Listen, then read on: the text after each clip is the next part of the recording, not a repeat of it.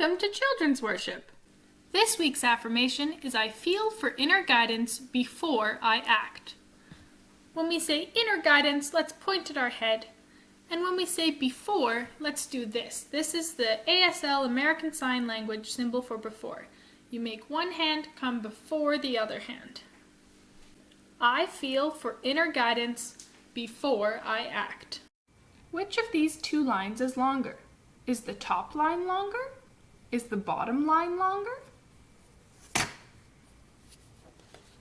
Actually,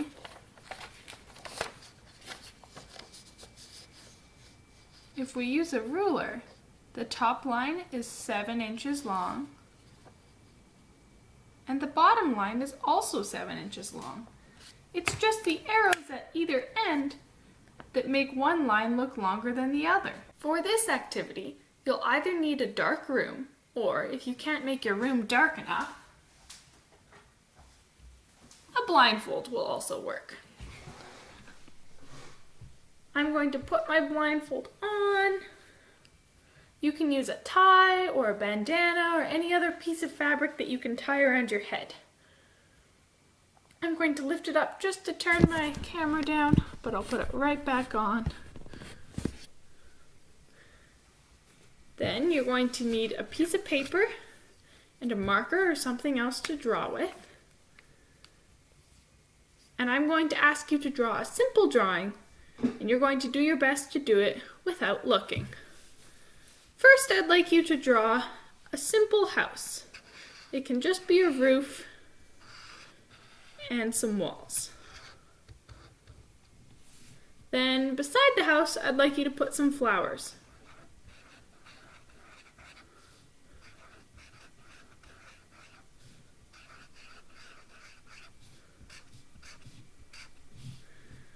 Then up in the sky, put a sun.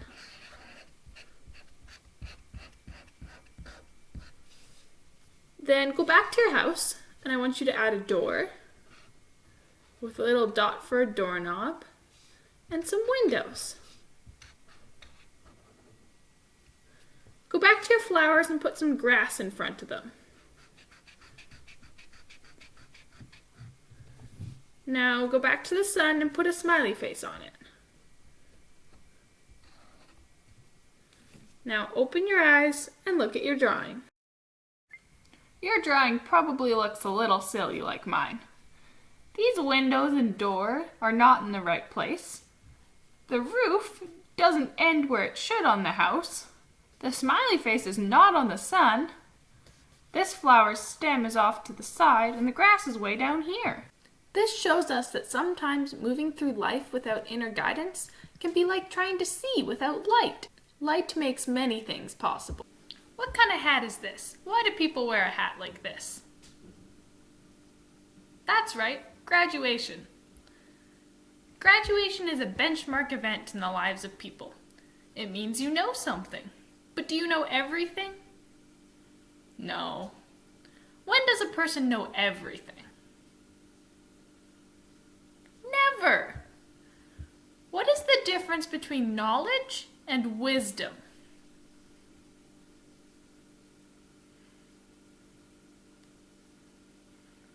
Knowledge usually indicates knowing facts, or how to specifically do something. Wisdom is the ability to make good choices. Can a person be educated and not be wise? Yep, they sure can. Can a person be uneducated and extremely wise? Yep, they can also be uneducated and wise. Here's a Bible verse about wisdom. James chapter 1 verse 5. If anyone needs wisdom, let them ask God, and God will give it to them. All you have to do is ask. King Solomon is someone who asked God for wisdom in the Bible. Let's listen to his story. A wise king. Long live King Solomon, the people said. Solomon was the new king. He was a very wise king. He had asked God to make him wise. One day, 2 women came with a baby. Each woman said, "This is my baby." Solomon did not know who was the mother. "Cut the baby in 2, he said. "Give some of it to each one." said the mother. Yes, said the other woman. Then Solomon knew who the mother was. Give the baby to that woman, he said. How wise our king is, said the people. Thank you, God, for showing me what to do, said King Solomon. You can find this story in your Bible by looking at 1 Kings chapter 3. This is a story about God's people for the people of God. Proverbs chapter 16, verse 16 says, Wisdom is better than gold. We're going to make a craft to help us remember that verse. For this craft, you will need a piece of paper, a pair of scissors, a pencil or pen or something else to write with, and a yellow marker.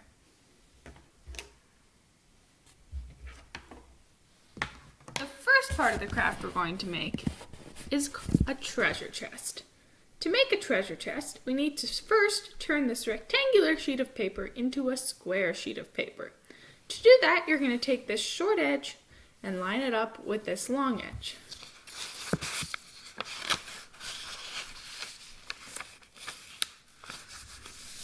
When you do that, you should get this nice triangle here. Now, this extra bit that doesn't fit into your triangle, that's the part you want to cut off.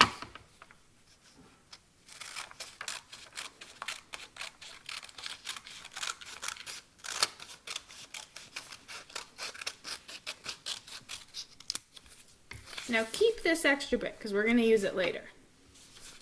And you can unfold your triangle so you have a square. Now we're going to fold the square in half both ways. So from right to left or left to right first, and then unfold it. And then from top to bottom, or bottom to top, and then unfold it. Now, you're going to take these corners and fold them into the center. You can use these lines as a guide, the lines that you just made from your folds.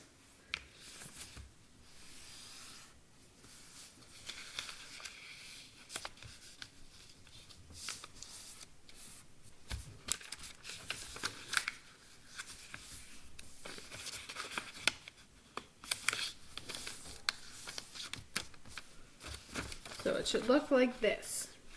And then put it in front of you. You're going to have to turn it so it's a square again and not a diamond.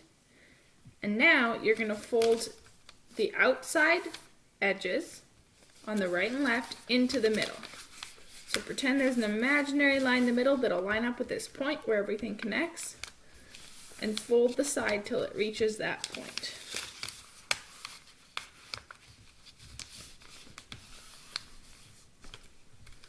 Now you're going to fold the top and the bottom into the middle. So kind of like what we just did, but the opposite way.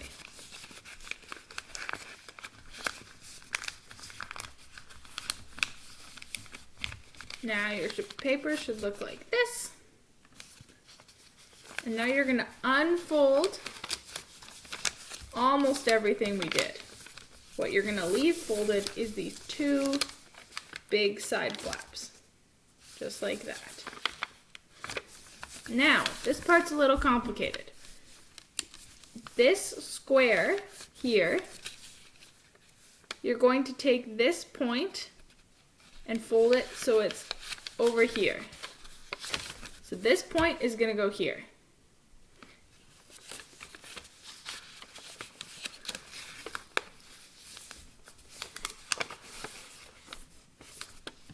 And then on the other side, this point is going to go over here to the middle.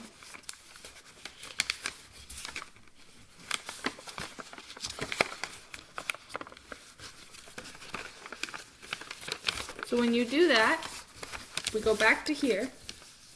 Behind this square, these two sides, they're going to go together, pinch together. So you're pinching those two sides together, and when you do that, this corner will naturally come into the middle. So one side, pinch those two together, and this corner will come into the middle.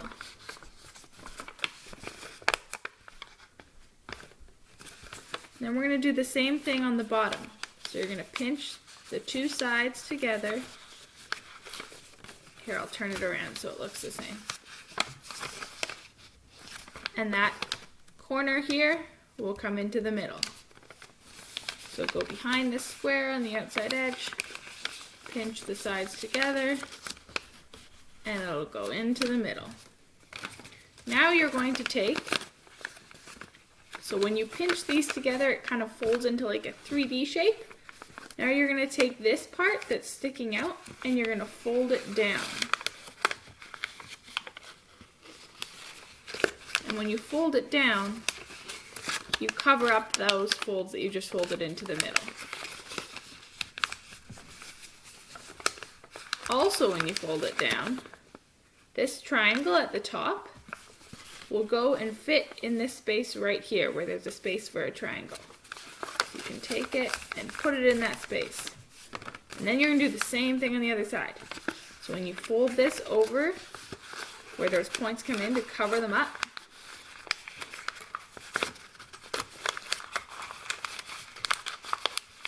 that triangle fits into that empty space. And then you can kind of bend your corners to make them more like corners and less like rounded corners.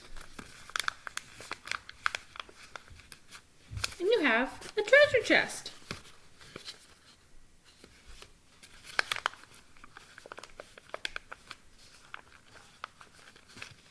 Now, on the outside of your treasure chest, on one of the sides, you're going to write, "Wisdom is better than gold."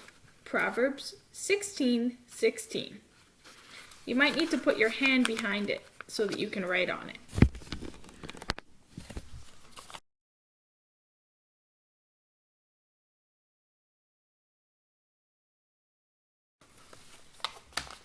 Just like that. If you think it's too hard, find it too hard for you to write when it's folded up like this, you can unfold it before you write. And if you unfold it back to this shape where we just have these big triangles folded in, and you flip it over, you're going to write right here. So when you look at your paper, there's the triangle at the end, and then there's one rectangle, and you're going to write on the second rectangle at the top. And that way when you fold it, it'll end up on the side and it'll end up on the right direction. And then we can put it back together.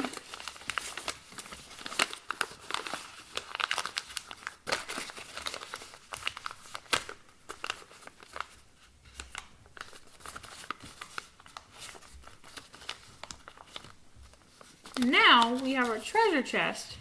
What do we need to put in our treasure chest? Gold, that's right. So now you're going to take your slip of paper that was from the end, and you're going to draw some circles on it, like some gold coins.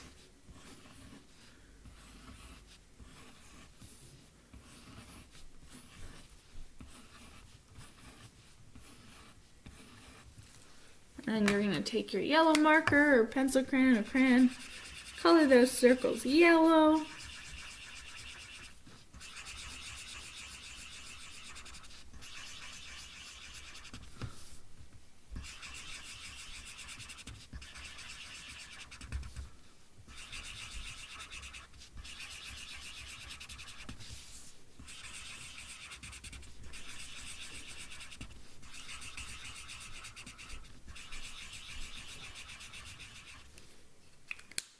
And then cut them out.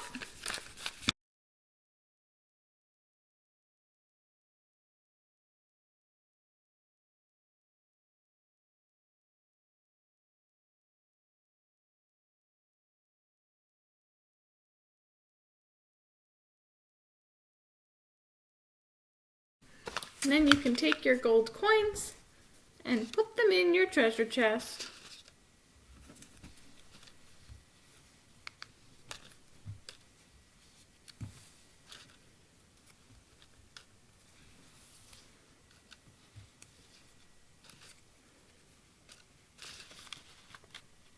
I have a game chest here with me.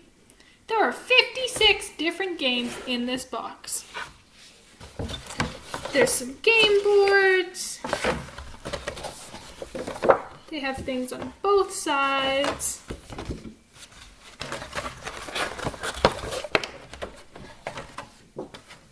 There's some pieces.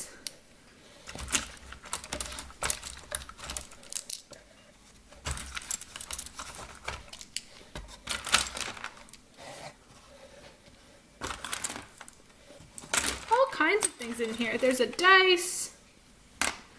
Would you know how to play all these games if I handed you this box? Could you pick up all the pieces, all the game boards, and tell me how to play? I don't think so. There's a lot of information here. Luckily, it comes with instructions. God gave Solomon wisdom, but God also gives us wisdom. God gives us wisdom through the Bible. The Bible's kind of like our set of instructions for the game that is called life. One of the qualities this song describes God as having is wisdom. I'm going to show you the actions and speak the lyrics first so that you can learn them. It goes like this. Our God, point up at the sky with both pointer fingers, is an awesome 2 thumbs up. God, point up at the sky with both pointer fingers. He reigns. Wiggle your fingers as you bring your arms down like raindrops coming down from the sky. From heaven above, make an arc with your arms.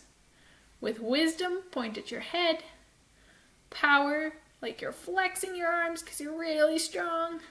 And love, like you're giving yourself a hug. Our God, point up at the sky with both pointer fingers, is an awesome 2 thumbs up. God, point up at the sky with both pointer fingers. The word reigns that we do this action for is actually a play on words because the reigns that the song is referring to is the R-E-I-G-N-S reigns, like how a queen or a king reigns over a country. The reigns that we're demonstrating with our action by doing this is the R-A-I-N-S reigns, like the rain that falls from the sky. It's 2 different words, 2 different meanings, but they sound the same. Let's try putting it all together. We'll go through the song twice. Our God is an awesome God, He